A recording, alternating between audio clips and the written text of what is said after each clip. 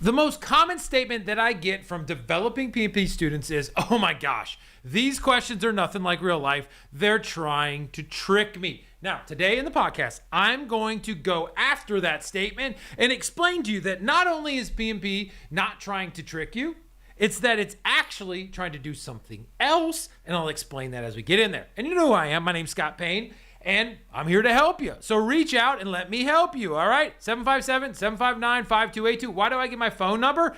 It's because it's the easiest way for us to talk. I'm a talking kind of guy. So we go back and forth. Let me understand your situation. Let me see if I can hash out the strategy that works best for you. So 757-759-5282. There we go. All right, so let's go back to that original statement. And I hear it, 10 to 12 times a week. These are nothing like real life. It's trying to trick me. It's another one of those PMP tricky questions. And I know I hear it all the time. You've probably said it all the time that you think they're unrealistic, they're confusing, they're trying to catch you off guard. Now, here's the deal. I know you don't believe me right now, but work with me. The PMP is not trying to trick you. It's trying to do something else. Do you have any idea what that is? Well, in reality, drum roll please, trying to help you see a bigger picture. See yourself in a different role. It's helping you lead in a different way, a better way, a way that will help you and your projects going forward. So it's not trying to trick you, it's helping you expand your perspective. Now, if you take that kind of angle on what it's doing, then you can take a different step back and go, oh, not trying to trick me, helping me see with a different set of glasses on. So as you go through questions, I want you to practice that. Take that acknowledgement and go, okay, let me take bigger picture glasses on. And today I'm going to show you how to do that. Now, the reason why people feel tricked before I go into how they do that is because they have a lot of scars. There's too much quote unquote reality in their life versus what's being framed out in the exam. And that's not for me to say, oh, it's nothing like real life. It's that you have led projects in neighborhoods that have closed doors off to you. You may live in an environment, in an industry that just says, no, we are no way going to do this or that. Or you may live with a crazy boss or something like that. And after a while, you get institutionalized. It's a fact, Jack. Like as you go in there, you start to think, they'll never give me more money. They'll never give me more support. They'll never give me more time. But is that really true? In a previous podcast, we talked about assumptions that we're making. They might not give you more time. They might not give you more money. They might not give you that specific person, that specific company, that specific industry. But what if you go to another one? If you reframe it, is it the right thing to do? To give you the money, to give you the time, to give you the support, to give you the structure? Would that be ideal? And I don't live in a fake world. I live in the real world. You live in the real world. What your situation is and somebody else's aren't the same. That doesn't invalidate them. That just says, let's recognize the constraints that are being placed on us in our specific thing. And if we aren't able to see bigger pictures, we're not really that great at what we do because we don't challenge in the right way. And we wouldn't be as successful if they dropped us into another environment. Not being mean, I'm just helping you see. All right? So, if you think never would happen in my world, that may be right. But is it the right thing? Probably not. See that? It's different. Now, sometimes the questions, I'll admit it, they're phrased weirdly because they come from all different people over the world. That could be seen as a negative thing, that they're all not written the same way. Well, I think it's a good thing. I think out there having people from all different industries, all different cultures, all different kind of backgrounds, waterfall, hybrid, agile, scrum, Kanban, who knows, this way, that way, right questions, all inspired by the same principles, helps us deal with the different people that we deal with in life and helps us operate in a gray world. So it's all perspective of how you look at these questions, and it opens up your mind. That's what we need. And some people say, well, this answer is not 100% right, therefore I can't do it. Well, that's not exactly right if you take a second step and look back. What it is there's a little bit of grayness playing into these questions, but it doesn't make it totally incorrect. And really, it's intentional from PMI's perspective. It's testing your judgment, not just your calculated recall. Can you make the best decision in kind of a real world scenario. Because let me ask you, do you ever get cookie cutter black and white, usually perfect versus not perfect? No, you get a mixed bag. Wow, they're giving me this and that. All those constraints are put on us. So half right, but leaning toward the best is what we got to be okay with. So if we have a situation, let's just go through an example.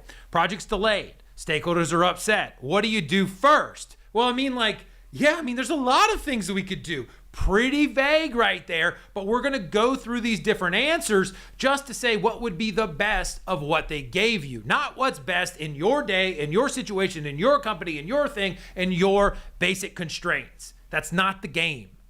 It's the think big picture. So the exam's not being sneaky. It's showing you that real project management is full of grayness, and leaders don't freeze in gray. They succeed in the gray space. That's what makes you great, whether you know it or not. So the real goal is to train your eyes, to put those glasses on to see the bigger picture.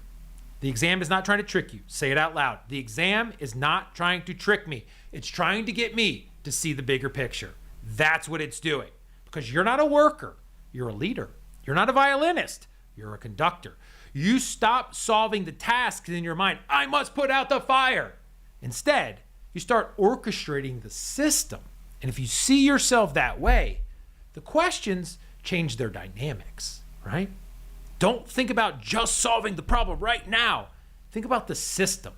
You're dynamic in how you lead, or you should be. You're getting there. So be more dynamic in how you answer, because you're not a firefighter. You have foresight. You want to know what's driving the issue.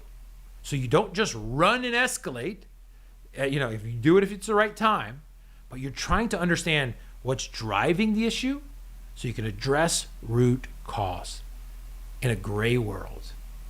And if we go in there, if you find yourself feeling, I wouldn't do this, I wouldn't have it, my world, I, think about what we might do if we worked for this company, if we worked for that company, if we did something else.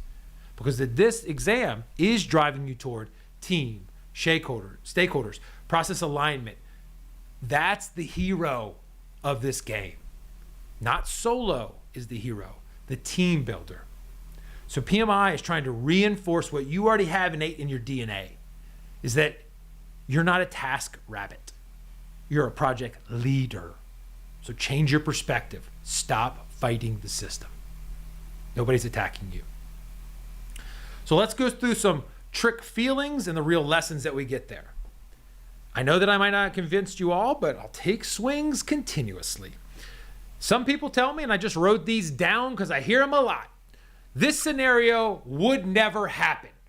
Okay, let's break that down. This specific scenario would never, ever happen. That's the way I would jokingly respond in a positive way. And they'd be like, well, maybe it would. Okay, so maybe it would. So the statement that you had is incorrect. What are you hiding from? These anxieties are driven by fears. Whatever the fear is what we need to attack, what we need to eliminate, because it's going to set you free. Because this specific scenario is made up, yeah, but not the framing of the general approach. PMI builds sometimes exaggerated situations to test if you know what principles would help us get through this. And so don't argue this would never happen exactly like this. Sure, whatever, dude, but not really.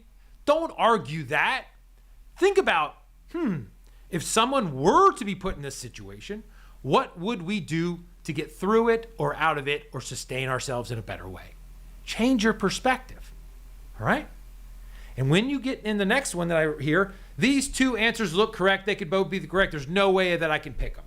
Well, there's an easy way. You just pick one, right? So I get through that little acknowledgement. But then really, it's one answer is pretty good and the other one is a little bit better. And that's not saying a lot, but you've got to use your skills. See yourself as Sherlock Holmes or Sherlock Holmes' sister, okay? You can go in there and figure it out. So, an example, talk to one stakeholder privately or facilitate a group work session. Both might work, but what works best in the scenario that they lay out? Do we need to have a one-on-one with one of the stakeholders? Is the issue with them, and would it be better handled one-to-one? Or is it a thing where we can't get facilitation with the group, or people are fighting where we need to facilitate? It's not that one as a rote answer is better. It's what's the situation demand. And that's what you would do in real life. Come on, you got this. And then here's 2 more. Why is this obvious answer wrong? Okay? Because PMI doesn't want shortcuts. If a team misses deadlines, it's obvious. Tell them to work harder? No, that's not good, right? Why would they even put it on the page, people say? But it's good because like certain people might take that and it helps them learn. We want to explore the root cause, adjust the work process, go there, engage them, build them up, stuff like that. We're trying to go people first, not knee-jerk actions and commands. So, okay, that's why they're on the page. Don't lose the game just because there's a crazy answer on the page.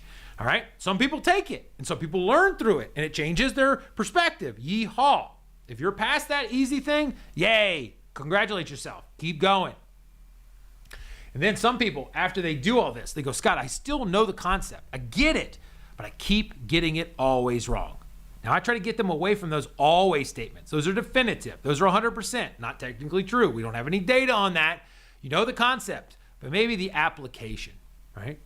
As you read it through, do your work glasses somehow get back on your face and not your big picture, architectural, thinking through system glasses? So maybe you're being drawn back to the fears of your job, the pressures and the anxieties, the scars. Keep those right color glasses on, okay? And so as we go through there, right, I want you to slow down. Stop rushing. Stop jumping to the big ones, like the quick things, the things that you would do. Stop feeling attacked. Ask the bigger questions, right? Who's impacted? How do we build trust? What will work long term? What's the real cause? Think about your future self. We talk about this a lot in different podcasts. Your future self as far as like studying goes, well, thank you now.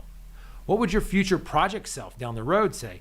It was good that you took those detailed responses and actions then.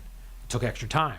Took extra money, took extra foresight. It took, having a strong spine and being able to communicate hard things to difficult people. But that's what cleaned us up. That's what got us on the straight and narrow. That's what helped us out. So your future self will thank you. Pain now prevents pain later. That's the way it goes. So as you go through that, I don't want you to fall in the trap. It's a crutch, by the way, to say that these questions are not like reality. These questions are not real. These questions are not what we do in our company. That's just you hiding. You're better than that. I'm not being mean to you. I want you to succeed. You can reframe how you see it to go, I'm going to take this perspective. You're right. This isn't the way we do it in our company, but other people might do it this way. And if we had our druthers, if we didn't have these constraints on us, if we tried to lead these projects in this way, we might do it that way as well. And I can see the benefits of it. It's not that we're bad and they're good. It's that it's a different situation. Think like a professional, which you are. So realize, coming back home, let's pull it together. The big idea of this podcast, I want you to walk away and say, you know what? This exam isn't trying to trick me. It's trying to expand my vision. And I'm cool with that. That's why I'm here. Yes, the 3 little letters on my LinkedIn resume and all that junk help, but I'm trying to be better. That's my passion. This is where I spend all my time. This is my work. I'm a professional. I dig it. Every question that you face, bring that perspective in. If you think about glasses, I don't wear them. I probably should. My eyesight's going down every day. But think about yourself literally putting those glasses on, figuratively, I guess. I'm not good with English, you know that. And start thinking from that system level. And the next time you feel like they tricked me again, because it won't be an overnight success thing, you ask yourself, what bigger picture is PMI asking me to appreciate? Let me think. And put that question for yourself and whoever you're working with, me, my coaches, somebody else out there, ask them that question. What bigger picture is PMI asking me to see? I'd be interested to see what other professors would say about that. I know what I would say, usually. I try to break it down in my boys and girls that work with me would do. So that's the question. What bigger picture is PMI asking me to see? That's how you really learn. That's how you get perspective. That's how you build robustness in how you solve questions. And so I'd love to solve questions with you. It gets me kind of going, thinking through these perspectives, talking it out. So if you want to practice with me these mental shifts, these ways of solving questions, these ways of challenging the constraints that we might not even know that we have on us, ring me up, ringy, 757-759-5282. It's the easiest way to get in touch with me. Let's go. Let's figure it out for you. You know what I'm going to say next. See you later, alligator.